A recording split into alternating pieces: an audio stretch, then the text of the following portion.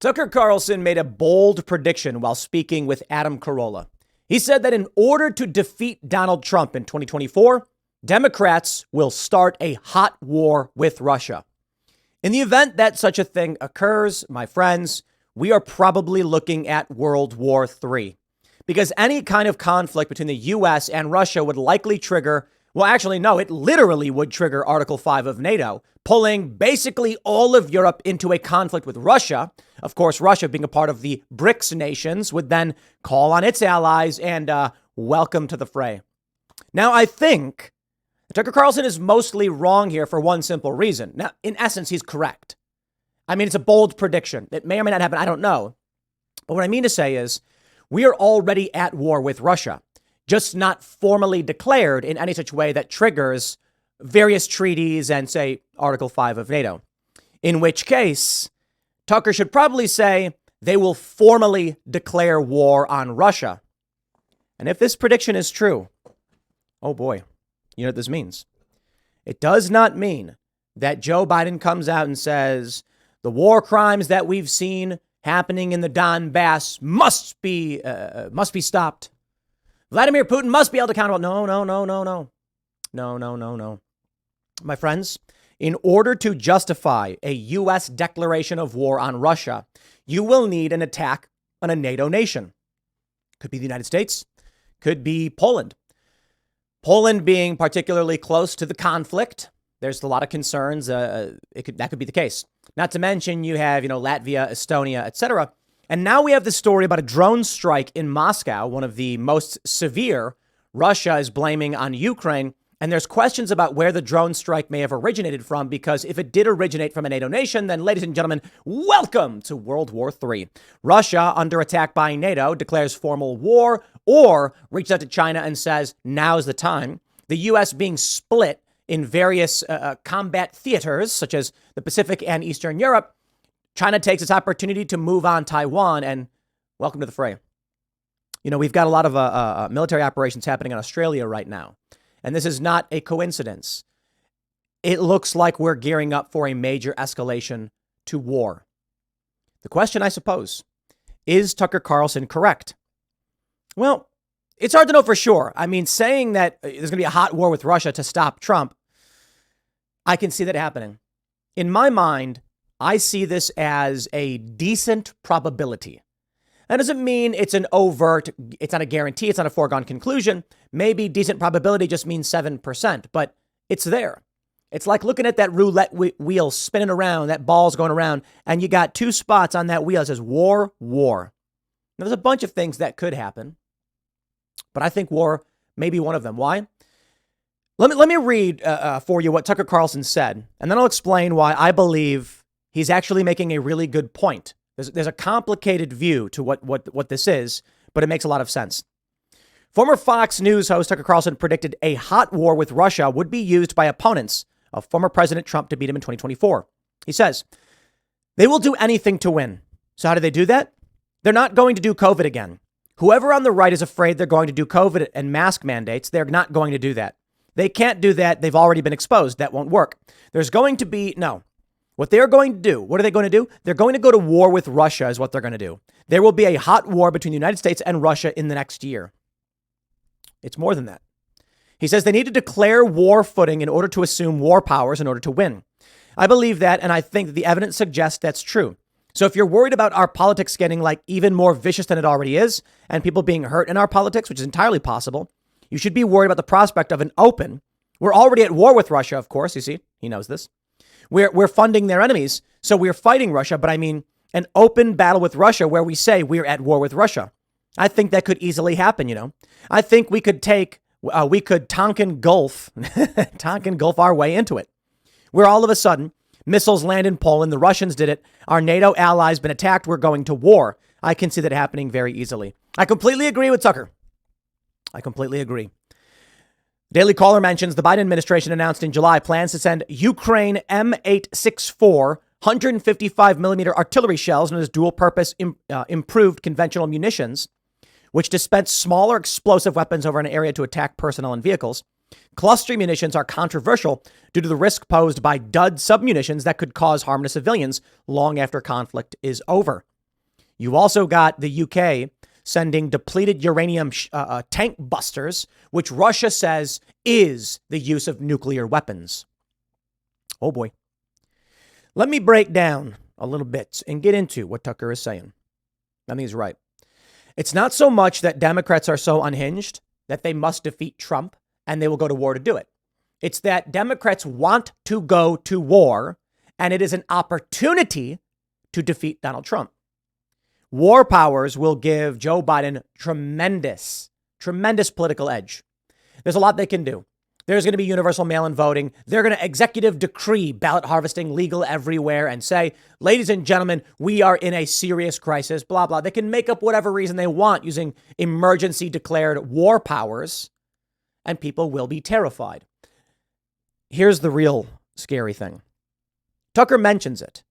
A missile strike in Poland. And then it's, oh no, now we must go to war. I think it could be worse than that.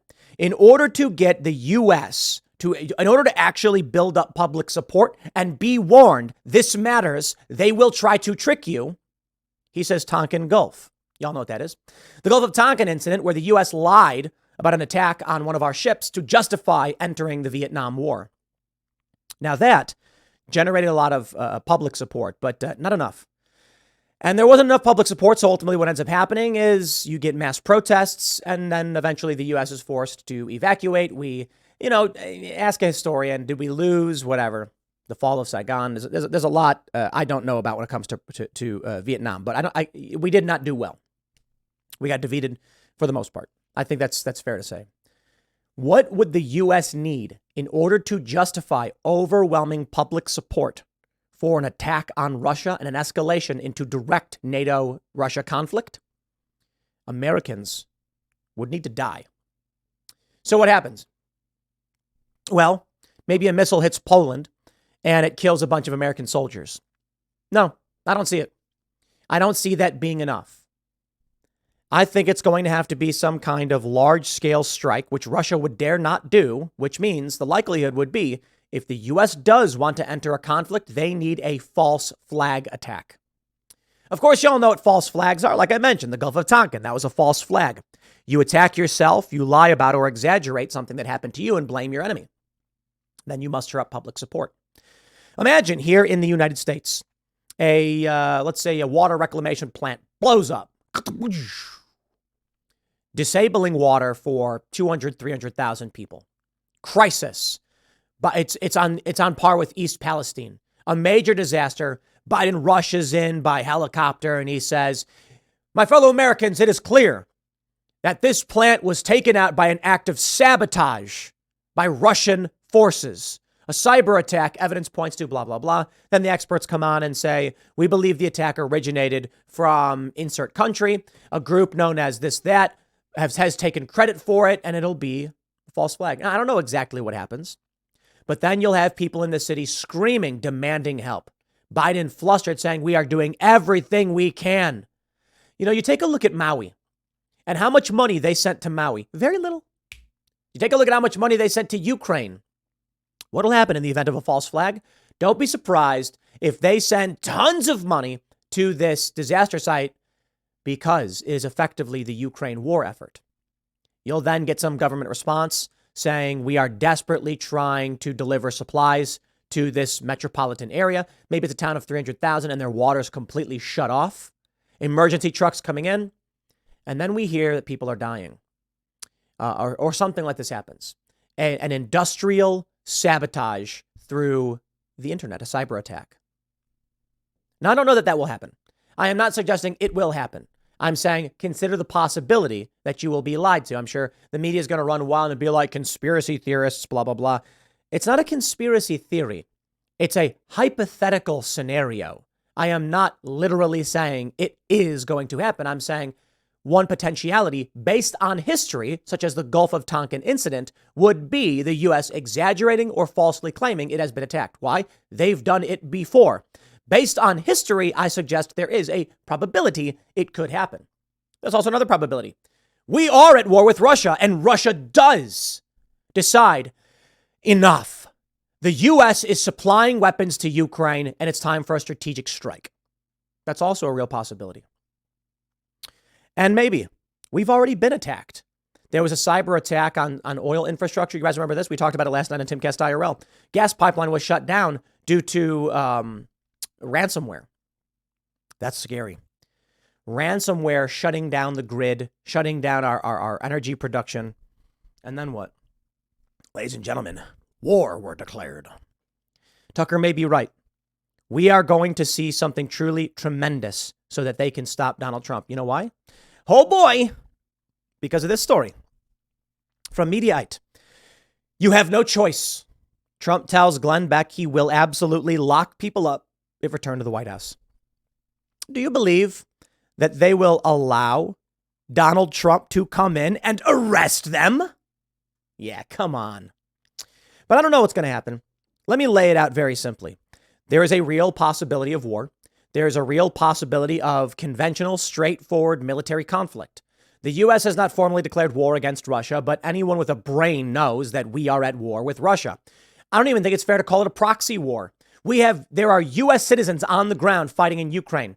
U.S. military personnel, special forces are in Ukraine, providing logistical support. We are supplying weapons to Ukraine. NATO is supplying weapons to Ukraine.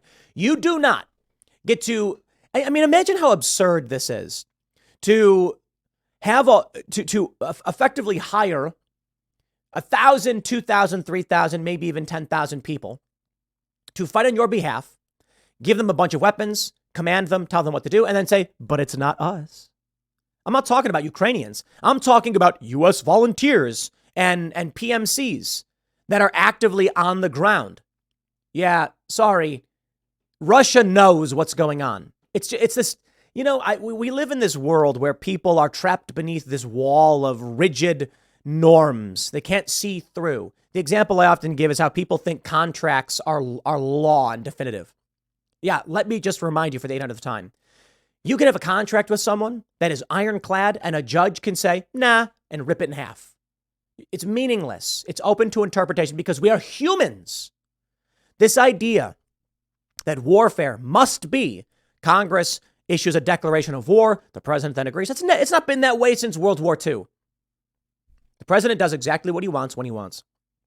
Doesn't matter.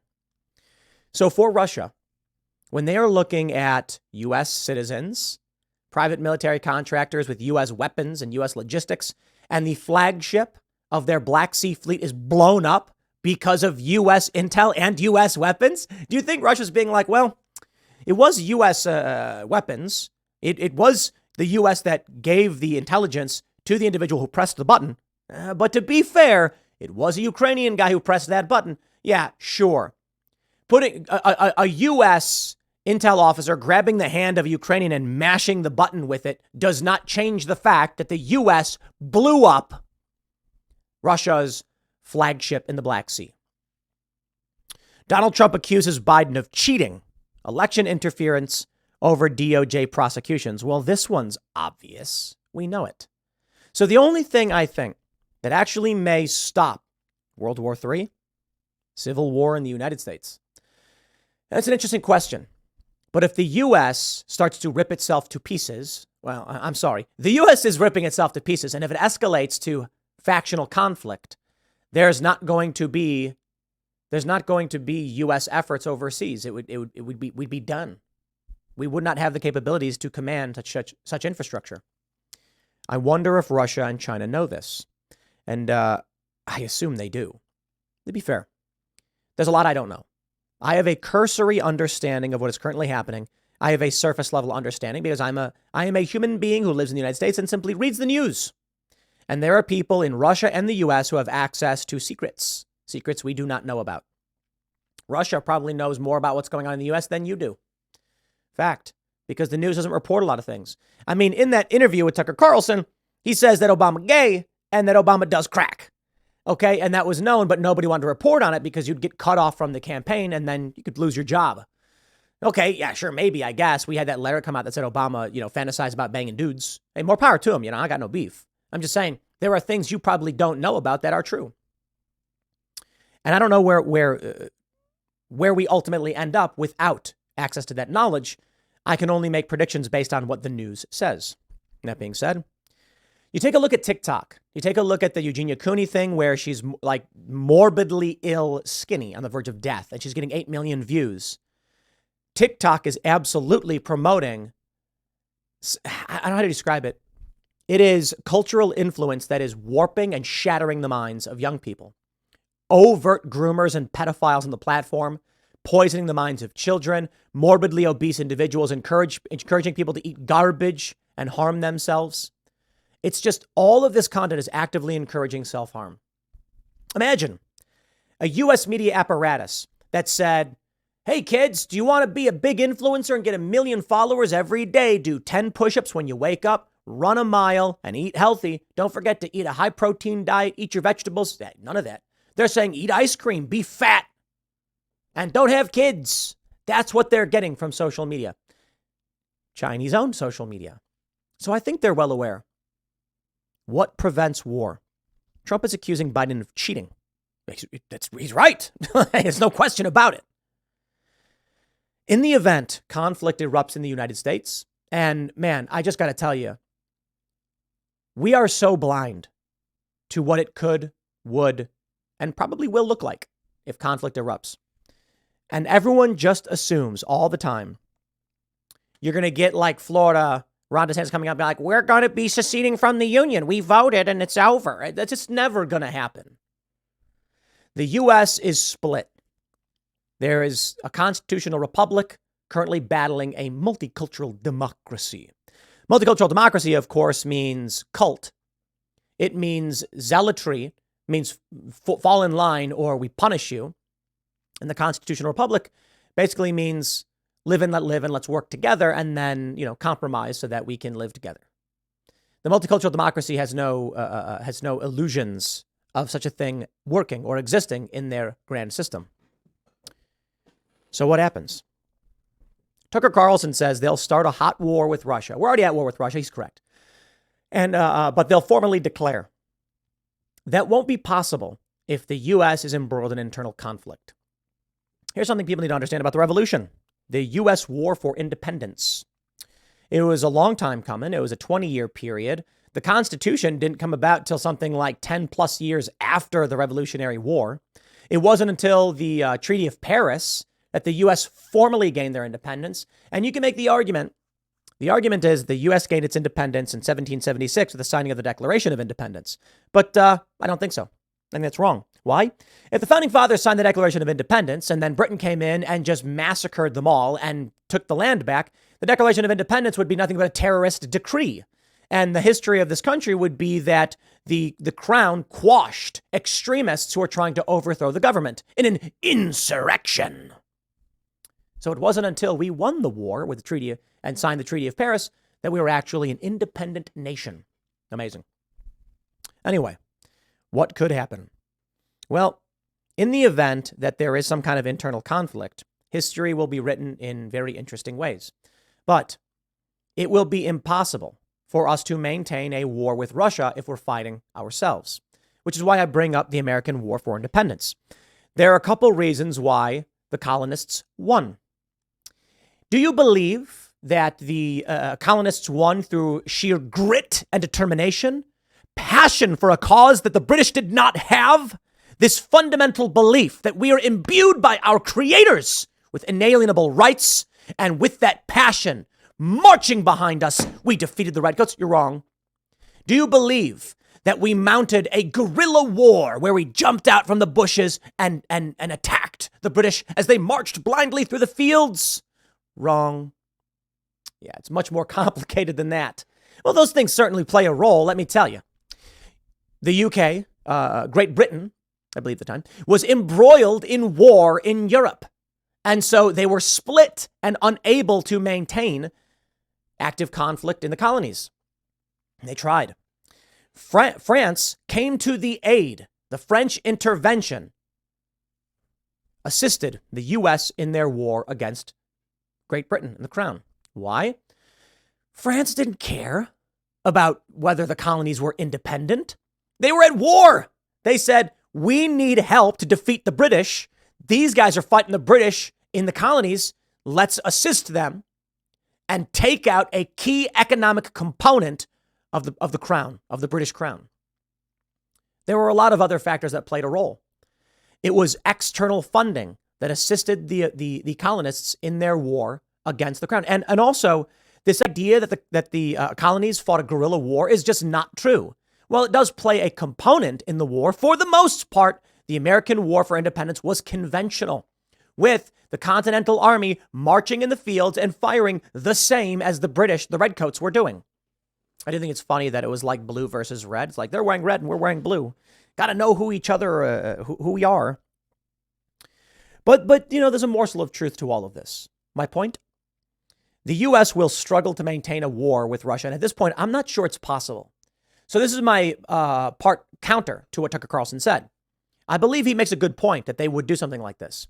But if the U.S. were to declare formal war, even if there was a 9/11 style attack on the U.S. or a NATO ally, this country would implode. I do not see a scenario where Joe Biden could muster up public support for us to engage in active war with Russia, effectively triggering World War III. It may occur. I think about people like Ben Shapiro. Ben's a reasonable guy. He's a very reasonable guy. And, a lot of people are mad that he's very pro-DeSantis and doesn't like Trump. No, but I think Ben's a reasonable guy. And when you see something like the George Floyd incident, Ben comes out and says, this is bad. He's correct, because he's trying to be just and reasonable. He's trying to call out injustice while still being a reasonable, good person. The left, of course, calls him a fascist and other nonsense, like that's stupid. The left will cry and whinge over George Floyd, but then completely ignore any other circumstance outside of their sphere of influence. They don't care at all about David Dorn. But Ben Shapiro will say, injustice is injustice. So why I bring him up? In the event that there's a major attack on U.S. forces, NATO allies, or a U.S. piece of infrastructure that results in thousands of U.S. dead, Ben's the kind of guy to probably say, we can't allow Putin to do this. The United States does not just roll over and let our people be killed. Yeah. He would not be wrong. And I'm not trying to put words in his mouth. I'm saying he's the kind of guy who's going to just immediately be like, no, conflict in the United States and culture war is less material than the fact that we were attacked. You would get a decent amount of support from Democrats and establishment conservatives for war with Russia in this event. However, the more libertarian factions, populist factions will say, no, we should not have been involved in the conflict in the first place. It is our intrusion into a border conflict in Europe, which has exacerbated the problem. And the solution is not to make more war, but to stop. Here's a potential. In the event the U.S. does go to war with Russia for any reason, you may have insurgent factions in the United States just outright say this is an illegitimate government going to war. You would see partisan conflict in the U.S. because you've got people who don't want World War III. Now, what does that look like? I don't know, 10 or 15 guys in a small town in the middle of nowhere rejecting federal authority. I've talked about it before. People need to understand it is not out of the question for 5 guys. Let's play this game. People on the right don't believe the Whitmer kidnapping plot because the FBI was heavily involved with informants and they were encouraging it to happen. And yeah, we know those stories. We had one of the individuals on who explained how they actually didn't even know where they were going. And the informant was the one who was supposed to be giving them the address. FBI was setting the whole thing up. And they even went to the wrong place and that hurt their case in court. So we know they do that. But to the left, certainly you must imagine if that's possible, then what I'm saying is entirely possible. What happens if you get 5 dudes who are just like, that's it, we're not going to be involved in this? And then they just stop adhering to federal decree and federal authority, and they start acting as though the federal government has no authority. They have no confidence.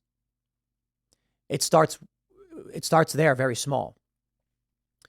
And then if these things erupt in small pockets of seriously only a handful of people, this is what I try to explain to people. The federal government does not have the capability to quell 300, let's say 300 small areas of the country where a handful of guys are just like, we're going to do our own thing. And they start rejecting federal law. They start acting as though the federal government, let's take a look at the West where the Bureau of Land Management controls a lot. Let's say you get Ammon Bundy times 300. And it's not an issue of conflict. It's an issue of people just being like, I don't care anymore. We need secure resources for our community. The government would not be able to do anything about it. They don't have the resources. That's the kind of thing that can escalate to major conflict. The Bundy thing's scary because the federal government comes out and they start torturing and imprisoning these guys. But what happens when you get 100 more of them? They can't do anything about it. What happens when everybody knows what the federal government has done with the January 6ers and with what they do with Bundy is illegitimate? What happens when people finally say, no, we're not going to allow it? There is always an opportunity for escalation, which we desperately want to avoid. I remember that story like 10 years ago or whatever, or longer, where that guy I think it was in New Hampshire, refused to pay taxes and they surrounded his house. That's crazy. And what happens if we get 100 of those all at once? The federal government does not have the law enforcement capabilities to actually quell any of that. And then if they actually get into an armed conflict and someone dies, now you're going to get more propaganda and that could bubble up. It's hard to know what will happen. I don't know what will happen. There's all of these potentials around us, but it's fair to say that a lot of people think we are walking into World War III.